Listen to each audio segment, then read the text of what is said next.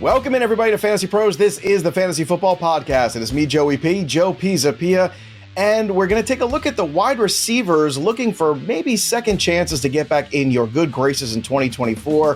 For different reasons, some of these guys disappointed us in 2023, so I'm going to ask Derek Brown and Ryan Heath if we should draft or pass them in 2024.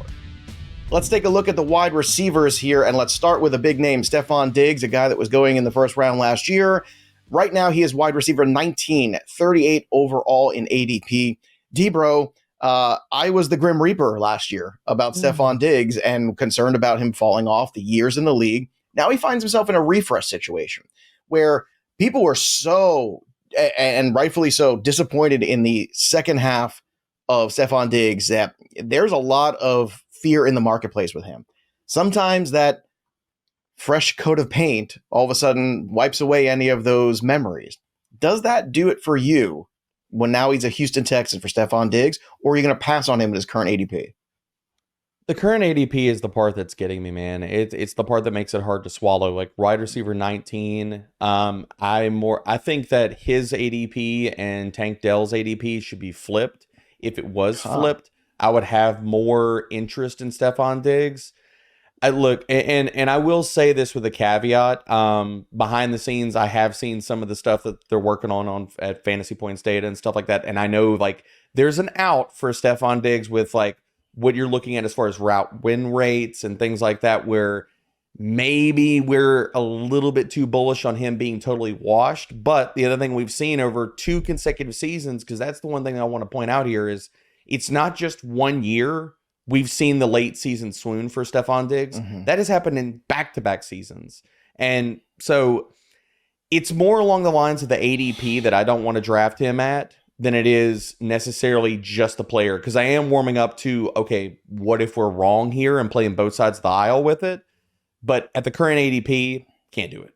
I know some people laugh and say, well, you're giving a guy a second chance at 100 catches last year. Well, ask how many people that had Stefon Diggs on their roster last year that missed the playoffs because of that downward trend. And I think that is what we have to talk about here. You mentioned 2 years ago a little bit of the fade. Now, that was the fade that concerned me going into 2023, but that fade still ended up with 1,400 yards. Last year was 1,183, a bit of a dip there. But again, the trend line for a guy who's now entering, his 10th season, Ryan, it's troubling. Do you want to give him a second chance at this ADP, though? Because it is a discount. I just wish we were getting a little bit more of a discount. Yeah, I'm with D-Bro here. I'm passing at ADP. As you mentioned, year 10 for a wide receiver is one of the steeper drop-off years in terms of the age curves research I've done. They average about 77% of their career average production in year 10. But yes, it's true that Diggs's peripherals were totally fine last year. It's not like the yards per out run was falling off a cliff. Even after week 11, he was averaging over a 25% target share. It's like 10th best in the league. But I just look at that and say, okay, he ranked 44th with 10.3 fantasy points per game over that stretch. And is he even going to command a 25% target share against Nico Collins and Tank Dell, both of whom absolutely blew him out in all those peripherals and advanced stats last year, and with first downs per out run, yards per out run? Those two were insanely hyper efficient. I think part of that, yes, is CJ Stroud is amazing, but I just don't see the upside in terms of how does Stefon Diggs finish as even like a low end wide receiver 1 when he's competing with both of these extremely talented wide receivers. CJ Stroud thinks that Tank Dell is the best receiver ever in the league, if you listen to him talk about Tank Dell for like 5 seconds. So yeah, I just can't get in on Diggs. He's on just a 1-year deal. So I'm passing there. That's another good point too, the 1-year deal. What about Cooper Kupp? Can you get on him? Wide receiver 21, ADP of 40. Very all or nothing season. Missed the first few weeks, obviously, last year with injury. Injuries are not new to Cooper Kupp. Puka Nacua emerged as the incredible threat in that offense, but a lot of good positive buzz so far about how good Cooper Kupp looks. I know, it's early. It's still, turning the calendar into July. But Ryan, are you willing to give another chance to Cooper Kupp. This was probably the one I went back and forth the most on. I am going to pass on Kupp. I'm not actually drafting him that much in practice, but I get it, and I'll get into that. So am fine with drafting aging wide receivers until we see their production or their important peripherals actually decline. And we did see that with Cooper Kupp last year. Look, against man coverage last season, he averaged only 1.55 yards per out run. That was less than Demario Douglas and Josh Reynolds, for context. Dwayne McFarland and Jacob Gibbs have done great recent work, kind of highlighting yards per out run against man coverage as a really helpful stat in predicting the declines of these aging wide receivers. So that weighs really heavy in my head, and I don't want to buy in on Kupp for that reason. But I will say, if you are willing to just throw out last year, like as an injury fluke or whatever, then yeah, you're left with the guy that has averaged over 25 fantasy points per game in his healthy games over the previous 2 seasons. So this is the one where I'm like, this could totally come back to bite me and make me feel like a fool. But yeah, right now there are just other guys I prefer to press draft on than Cooper Kupp. I'm glad you said this out loud, because Cooper Kupp for me is my biggest FOMO wide receiver of 2024. And Debro, I don't know where you stand on this one, but I'm with Ryan, where I look at the discount and I'm so tempted because I think he could be a league winner. I also think he could be a guy, right on that cusp of that ADP where he could really kind of crush you. So where do you stand when it comes to Kupp? I'm more worried about him crushing people like right now. And part of this comes down to, it is partially the ADP. It's a lot of the reasons that Heath stated. Like, I love the fact that he brought up the yards per route run and the work of Dwayne and Gibbs in the industry, because you do see the top shelf wide receivers. Like, it just makes common sense too. Like, you do see the top shelf wide receivers. They excel against man coverage. Those are the elite of the elite. So you're looking at the trend lines of when does the juice and the magic go away? Well, the yards per route run against man coverage, when that starts to dip, they're losing some of their superpowers. And then we've seen that with Kupp, man. And like, the biggest problem that I have with Kupp is it goes back to the ADP. In the 12 games when Kupp and Puka played together, freaking Kupp was the wide receiver 23 last year in fantasy points per game. Right now, the ADP is wide receiver 21. So people are just like, okay, he's bouncing back. No, there's no dip at all. You're not getting any kind of correction of, well, last year we did see a little bit of a dip in the peripherals. I can't draft him at that, considering in my ranks, I have Cooper Kupp as the wide receiver 30. And people might say, like, he's in a long tier of guys that I'm like parsing between, okay, age, production, upside. What does this part of the career look like? And I will draft so many different players over Kupp. Now, if you were to tell me I would get a wide receiver 3 price tag on him, then I would get more exposure. But at wide receiver 2 cost, above even what he produced last year, there are too many. The market certainty of him bouncing back and being better than he was last year is too firm. No, can't. Got to avoid it. Let me counter with this question, because you and I are very heavy wide receiver build kind of fellas. Yep. What if you go, because the way you draft and the way you build your roster, he is your wide receiver 3? Then are you in on Cooper Kupp? Depending on where I got him in a draft. If I can get him as my wide receiver 3, at that spot, I'm more likely to take him. Yes. Okay. Like, I would get some exposure in that realm. But the other side of that coin is there are so many wide receivers going around him. Like, I'd rather make the second year bet on JSN. I'd rather even dance with the devil with George Pickens and Arthur Smith. Like, fair enough. I would rather go down that road. Right? If you went wide receivers first 4 rounds, there's a small chance. There's actually a decent chance that Cooper Kupp is going to be floating around there in that 4th round for you. That is intriguing. I mean, if you just went wide receiver heavy. Now, one guy who's in the 40s right now, 41 at the wide receiver position, 91 overall, Christian Watson. That's a guy that I'm very much in on. I know the hamstring issues were crushing last year for him and for fantasy managers everywhere. He is working through that this offseason. He has found the issue, and they seem to be working through that. And I'm cautiously optimistic. But this is a guy where the price is right to me. Debro, draft or pass second chance for Christian Watson of the Packers? Draft him every single time you can this year. You and I are going to be fighting over him and Flex in a couple weeks. I can see it now. We will. It'll be a good time. We will be fighting tooth and nail. Like, I'm going to pull out the fork and the spoon. I'm going to be fighting you immediately at the table. Like, it's going to happen, man. But don't stab me with a fork like last year. It was very uncomfortable.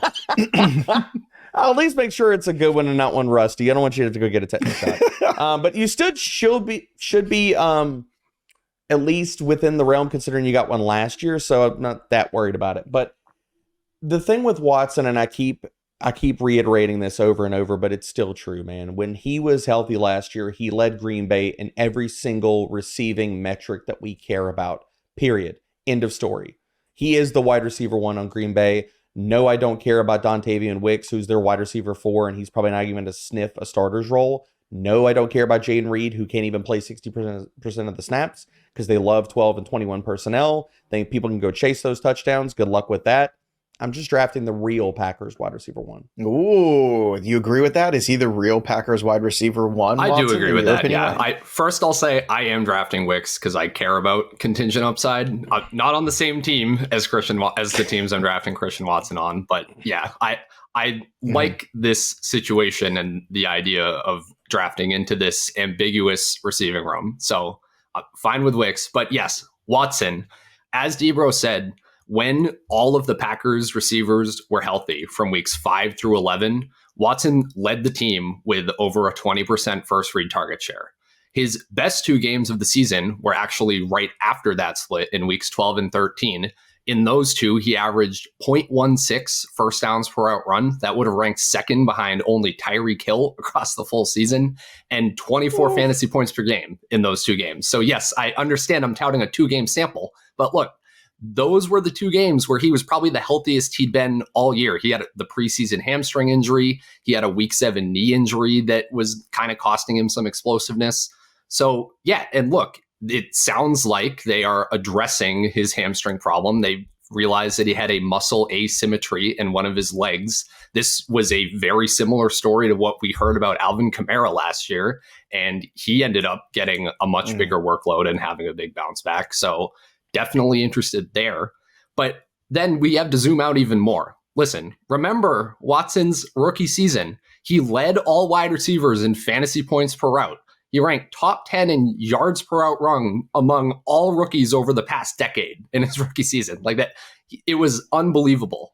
3rd most expected fantasy points per target since he entered the league. He gets all of the targets near and around the goal line. It's not that he's lucky with touchdowns. It's not that he's a touchdown regression candidate. It's that he gets a lot of targets around the end zone. And we should expect that to show up in his fantasy scoring.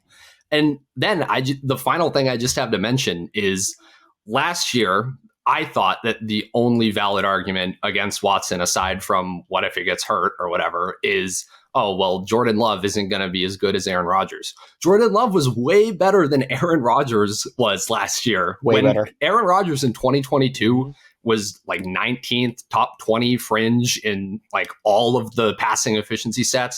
Jordan Love was solidly a top 10 passer, whether you're looking at fantasy points per drop back or just passing yards per game.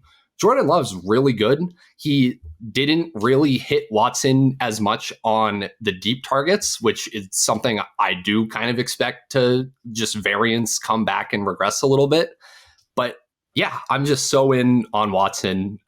This is exactly what I was talking about when I was saying I try not to get hurt feelings about a player from the year before and just look at the bet as it is in front of me. And I really like that with Watson this year. What about Absolutely. James? Almost sorry. Go ahead. You got more on Watson here. Go ahead, Deaver. Yeah, I just wanted to hammer the point that Heath brought up here even more. The other spot about where you mentioned week 12 and week 13 about how good Watson was, those were the only 2 games, because we also have to understand Jordan Love's the entirety of that season. He was objectively bad weeks 1 through 11. He was terrible. But if you look at those 2 games where Watson blew up in weeks 13 through or 12 and 13 was right when Jordan Love, the light came on. Right. So we didn't even get to see really stinking good Jordan Love with Watson healthy. If those 2 games are a microcosm of what we could see for the entirety of 2024. One of my favorite single quarterback targets, I believe I drafted him on that roster as well that we just talked about. And Watson, I got sniped, the pick right before me. MB screwed me on that one. Jerk. I love you, MB. Jameson Williams, the next guy on this list, wide receiver 48, 115, ADP. Ryan, It's been maybe the third chance now for Williams. I don't know. Maybe second chance doesn't really equate yet, but it feels like it's still second chance because we just haven't had a whole complete season for so many different reasons for Williams. Some are self-inflicted, some are injury-inflicted. We just feel afflicted. So when it comes to Williams, where are you at right now with him? Are you taking that plunge with him, Ryan, in your opinion? Yeah, at his absolutely cost? not at all. Literally, why would I when I could get Christian Watson a little bit earlier instead? Okay. But no, here, look, Jameson Williams last year, half of his receiving yards in the regular season came on exactly 4 plays. Just so we understand, like, how not productive he was. He's never hit 70 receiving yards during any of his 18 career games. I understand Jameson Williams has had kind of a rocky start to his career, up and down, not on the field that much. That's a lot of opportunities to get to 70 receiving yards in a game, right? And then we just look at the team fit. Jared Goff threw deep at just a 7.3% rate last year. That was the lowest of any quarterback with at least 250 dropbacks. So I just don't understand what people are envisioning when they're in on Jameson Williams. And he also was a big play merchant going back to some of my research with first downs per out run. He had a 53rd percentile yards per out run, but just a 35th percentile first downs per out run. That tells you he does not consistently win on his routes and earn targets, which is what we want. So I am out on Williams. There's been no reason in the NFL to think there's any real upside here. So I would just rather be drafting running backs at that point. Fair enough. Debro, do you share the sentiment when it comes to Jameson Williams? I do. I mean, Heath makes such a good case that I almost just want to fight him and like push back against it. But the case is stellar, and I agree with all parts of it, man. I mean, JMO, he hasn't shown that he can earn the high-end market share, even in targets per route run, which is something I rather look at when we have guys playing limited roles. So on a per route basis, how often is he drawing the target? 19% is okay. It's passable. It's nothing amazing. It's nothing that we should write home about. And he talked about all the other peripherals, like 1.59 yards per route run last year is serviceable, but it's not outstanding. And I just think that he's going about in a range where he probably should be going in that wide receiver 4, wide receiver 5. People are going to find spike weeks and stuff like that. You can make the conversation of like, maybe it's a little bit rich. I do think it's probably more adjusted that he should be a wide receiver 5 and not a wide receiver 4 as far as an ADP. So yeah, I'm passing on JMO. Let's talk about another guy who, big college career, just like Jameson Williams. Rookie season did not go well for this guy. Quentin Johnston, wide receiver 64, 159 ADP overall. So Derek, new regime there. You have Harbaugh come in. Does he know what to do with Quentin Johnston? It's not like he didn't see him burn him in the college playoffs. It's not like he didn't see like there's a guy there that can be a weapon. It seemed like Staley just had zero desire to cater to any of his strengths. And I don't know all the inner workings there. None of us do. Was he not a good work ethic guy? Was he not just in the plans? Whatever it is, it's a fresh slate for him. But is it a fresh slate for you? Is it a clean slate from 2024 for Quentin Johnston where you are, where again, it's nothing but upside and there's target share available in that offense with Mike Williams gone, with Keenan Allen, obviously the biggest one being gone. Where do you stand here with QJ? I would love to make the pro QJ case and say that there's a runway and the ability to take over and stuff, but because there is, like, you have Ladd McConkey, we're all high on him, but like he's unproven. I'm much higher on Josh Palmer. I know Erickson is in on this as well. I think Heath, you're in on Josh Palmer as well. I don't want to put words in your mouth. I'll let you talk to that. But Palmer is the guy that, look, if I'm taking anybody out of the Chargers passing attack, it's Joshua Palmer and it's not Quentin Johnston. Like, the per route metrics, all the data just backs up. Like, it wasn't just that QJ was bad. He was almost historically bad. Like, amongst 81 qualifying wide receivers last year, 76th in yards per route run, 72nd in targets per route run, 77th in first downs per route run. It's all bad. And now we have a run-first offense, and I think that other people in that wide receiver room have the ability to draw targets at a higher rate than QJ. So, no, I'm passing. Well, we don't have Erickson here to talk about Josh Palmer, but we do have Ryan Heath here. So, Ryan, when it comes to QJ, I mean, some people are Palmer people. Some people like me are Ladd McConkey people. Do you think QJ deserves a second chance in redraft this year, maybe as in those deeper leagues where you say, man, let me give a flyer with a guy who had some big time draft capital and now all of a sudden is almost like a persona non grata. No, I don't give second chances to wide receivers drafted in the first round that average 5.5 fantasy points per game as rookies. This doesn't work out. I think me and Debro were having this argument with Scott Barrett a few months back that the idea of a wide receiver, especially a highly drafted wide receiver who does essentially nothing in his rookie season, having like a year or two bounce back, that doesn't really exist. It really hasn't in the league for the last 10 years. So yeah, not in on QJ at all. If you can't average more than 1 yard per route run with Justin Herbert throwing you the ball, I just lose all interest. I will just quickly say on McConkey versus Palmer, I lean McConkey. I'm fine with Palmer as like a technical best ball value where, yes, he projects for a better target share and for more targets than his ADP probably implies. I don't think the upside is like that great for like a managed league. I wouldn't be like hammering Josh Palmer in the later rounds of my managed redraft leagues. But yeah, the price in best ball is fine if you're needing to catch up at the wide receiver position a little bit later. That's why Erickson loves him so much. He is sitting on a beach somewhere right now on his honeymoon doing best ball drafts. I know him. I know that's what he's doing right like now. Like a true king, of course. That's what a king does. Yeah. Look, you're already going to be in trouble the rest of your life. You might as well get some best ball drafts in there. All right, are you drafting or passing these guys? We want to know from you. Drop your comments below here on the YouTube channel. Who are you drafting or passing and giving second chances to this season after maybe a bad 2023? And if you like this video, stick around for more content here on the Fantasy Pros YouTube channel. Subscribe, ring that bell till it goes ding for notifications, and click on the box for the next video to get ready for all of your fantasy football drafts.